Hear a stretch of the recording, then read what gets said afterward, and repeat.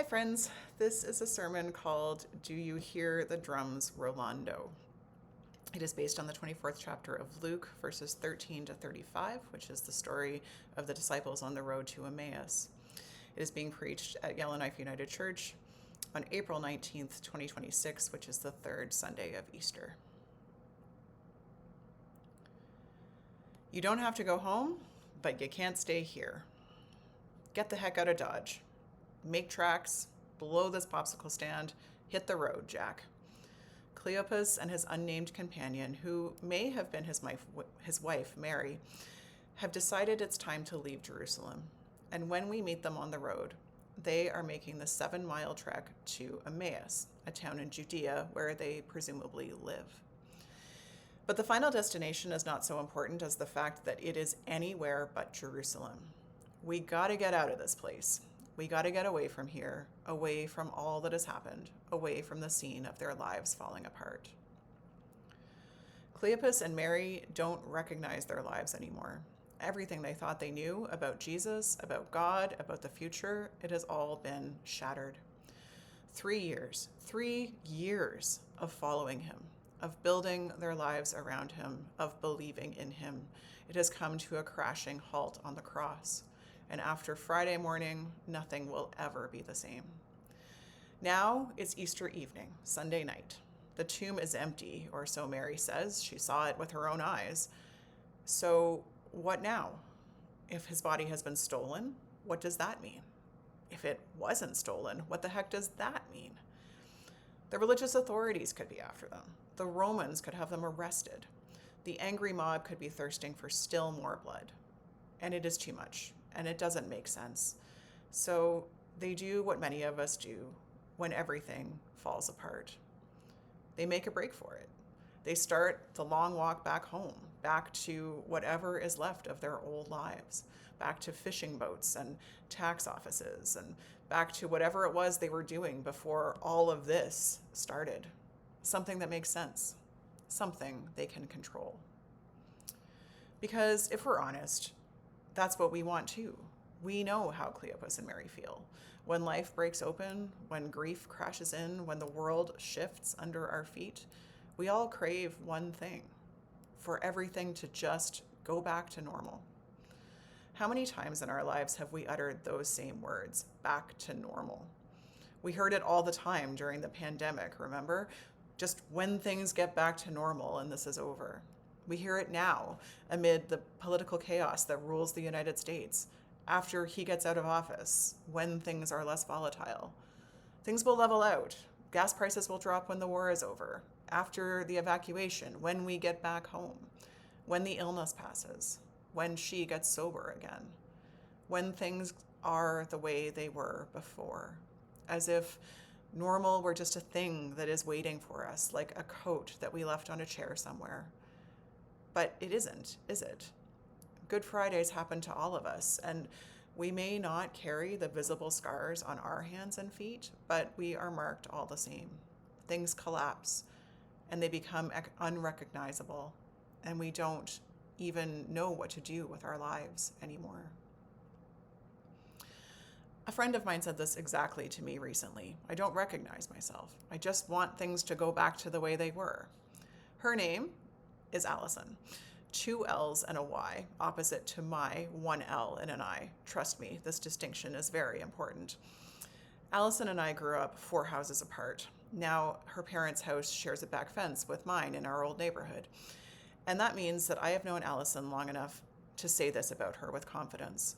She has never done anything halfway in her life.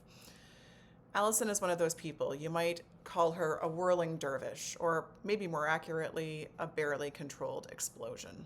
She is a high school drama teacher. She channels ADHD as her superpower. She's creative and energetic and just slightly chaotic in the way that makes everything so much more delightfully interesting.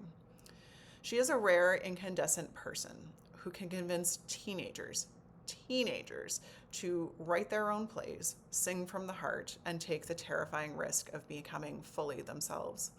Basically, she's a miracle worker, and her classroom is a sanctuary, a place where kids who don't fit in find acceptance and value. I honestly couldn't begin to count the number of lives she has changed and probably even saved just by showing up again and again exactly as she is. 3 years ago, Allison's family went to Disney World. The happiest place on earth? Maybe not always. They all came home with COVID, and everyone recovered except for Allison. And what has followed has been a long, bewildering, and deeply unfair descent into chronic illness. Long COVID, or post-COVID syndrome, is something still of a medical mystery. And in her case, it has brought with it extreme fatigue and brain fog and migraine syndrome and heart rate instability and crushing nerve pain, the kinds of symptoms that make even simple things like walking to the grocery store or through it feel like climbing a mountain. For 3 years, Allison has tried to get better. And for 3 years, it has felt like one step forward and 800 steps back. Every time a healthcare provider inches closer to resolving one of her issues, 6 more appear to take its place. And as if that weren't enough, her dad died suddenly a year ago. Grief layered on top of illness, layered on top of the slow, disorienting loss of the life she once knew. I don't recognize myself. I don't recognize my life, she said. And she desperately wants things to go back to the way they were. So on the road to Emmaus, the disciples are talking about all of this when a stranger comes alongside them and he asks them what they're discussing. And they wonder if he's been living under a rock, which, I mean, yeah, kind of. Are you the only one who doesn't know what's happened? And as they walk along, they tell him everything. The faith that they had placed in Jesus, the devastation of the cross, the confusion of the empty tomb. They pour it all out, their grief, their disappointment, their fear, and including perhaps the most heartbreaking line in all of Scripture. But we had hoped. But we had hoped. And the stranger listens and stays with them step by step, going at their pace, not asking too many questions, letting them lead. And when they reach the place where they're stopping for the night, he turns to keep going on the road. But something in them won't let him go. So they invite him in. Stay with us, blessed stranger.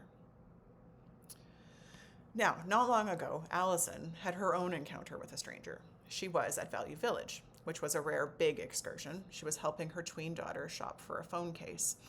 And that's when she saw it. A Rollando walker in great condition for $20. Now, it's the kind with wheels and a seat, and let's be honest, a very particular aesthetic. Not exactly the kind of accessory she had imagined for herself at 43 years old. And Allison knew immediately what it would mean. On a practical level, the walker is a no-brainer. Even her kids thought so. It would give her freedom and stability and a place to sit when her body demanded it, which, with her condition, happens frequently and suddenly. It would help her save energy, and it would make possible activities that had long become impossible. But, of course, the Rollando would mean something else, too. It would mean admitting that her life is not going back to the way it was, at least not anytime soon. Allison does not want to be 43 and using a walker, maybe for the rest of her life. And she desperately wants for this not to be her story. She doesn't want to go down this road or invite this stranger in, because this is not the life that she had planned. Chronic illness is not the life that anybody plans. And yet, there it was, this strange, unwanted companion sitting right in front of her, blocking her path, offering help. And Allison found, despite herself, she found that she couldn't let it go. Maybe it was her kids' enthusiasm, or maybe she just couldn't resist the siren song of a Value Village bargain. She brought it home and christened him Rollando. At the table that night in Emmaus, the disciples sit down with the stranger. And he takes bread, and he blesses it, and he breaks it. And they have seen this before. And all in a moment, the stranger is not a stranger. After all, it's Jesus, and he's with them, and he's somehow alive. Not the way he was before. They didn't recognize him after all, but somehow impossibly still present with them, doing the things he did before. I feel sort of sorry for Cleopas in Luke's telling of this gospel story because Luke doesn't really make it easy for the disciples. It's really not fair that Jesus calls them foolish and slow of heart on the road. For 7 miles, Jesus is with them, and somehow they are kept from recognizing him. They don't know who they're talking to. And then in one sentence, one heartbeat, one moment, he appears clearly to them, and then he's gone. There's not even a period in between. Then their eyes were opened, and they recognized him, and he vanished from their sight. One sentence, 2 commas, and the whole world shifts. And everything has changed because Jesus is not dead, but neither is he alive in the same way. And as much as they might wish otherwise, their old life is not waiting for them either, untouched back in Judea. And they are standing at a crossroads, and there is no going back to normal. They have been changed forever by the cross and by the tomb. So what do? Do they go back to Judea, to a life that no longer exists, and try to pick up the fragments, a pale comparison of what was? Or do they turn back and return to Jerusalem and face whatever is waiting for them there? Uncertainty and the community that they fled and a future that they do not understand at all. What do they choose? Resuscitation or resurrection? A few weeks ago, Allison took Rollando the rollator out in public for the first time. Her daughters helped decorate it with rainbow duct tape, which honestly improved the aesthetic significantly. It was a very special occasion because Allison had been invited to showcase some of her art at an exhibition. Since the pandemic started, and particularly since she got sick, Allison has been creating incredible embroidery. She specializes in animal portraits, and you would be astonished at the lifelike detail she can achieve with a needle and thread. And you might have seen some of her portraits on display at the manse, portraits of my cats, Nala and Abby, which have become particularly precious to me since Nala died because she is now immortalized in Allison's careful stitches. It's a creative endeavor that she never would have had time for in her old life, and here she was being given a chance to celebrate it. And she desperately wanted to attend the opening, but it wasn't at all clear that she'd be able to, because the gallery is a long uphill walk, a long distance from the parking lot in the public park where the gallery is located. There would be a lot of standing and a lot of people, and it would have been impossible before. But with Rollando, she made it. And the pictures from that day show a smile that I haven't seen in 3 years. She is positively radiant. And the thing is that everything is not fixed. She does not have her old life back, and her illness has not been erased or explained or somehow made worthwhile. But in choosing to take a step, this very, very courageous step in a new direction, she has done something profoundly brave. She has made room for the stranger. She has allowed this thing that she never wanted, this life that she did not choose, to sit down at the table with her. And somehow, in that unlikely, uncomfortable companionship, there is new life. Now, I want to be very careful here because I am standing on the precipice of a very slippery slope. It is very easy to get this next part wrong. The move from Good Friday to Easter is not a tidy resolution. It is not a silver lining. And it is not an invitation to slap a hopeful slogan on top of unbearable pain and call it faith. And this is important because the world is really, really good at these sorts of cliches, and some Christians are really good at them.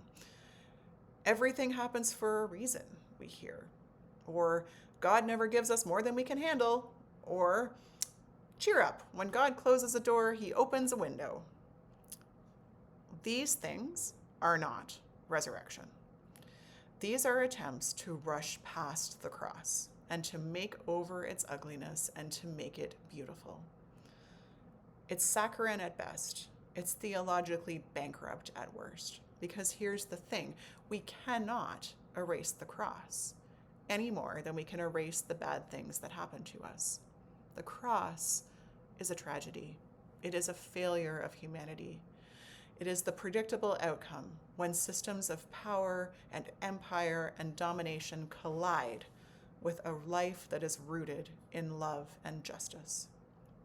It did not happen to satisfy a divine plan, because God does not require suffering in order to precede grace, because that is not how God works. God does not make us sick to teach us lessons. God does not take people from us so that something better can happen later. Allison's illness is not a plot device, and the empty tomb does not erase the cross. It does not justify it. It does not make it okay that it happened. It simply refuses to let death have the last word. It refuses to let us remain hopeless. God will not abandon us to hopelessness. The disciples didn't recognize Jesus at first, and Allison didn't recognize hope when she first saw it either, because sometimes resurrection doesn't look like the thing we are hoping for. In fact, most of the time, it doesn't look like the thing we are hoping for. Sometimes it looks like a stranger on the road or a piece of medical equipment in a thrift store. And sometimes it looks like something we would rather just walk on right past. But it somehow keeps pace with us, and it waits for us until we are ready, until we somehow find the courage to let it in. But we have to let it in order for it to happen. So the question today is not whether life will go back to normal, because we already know the answer. It won't.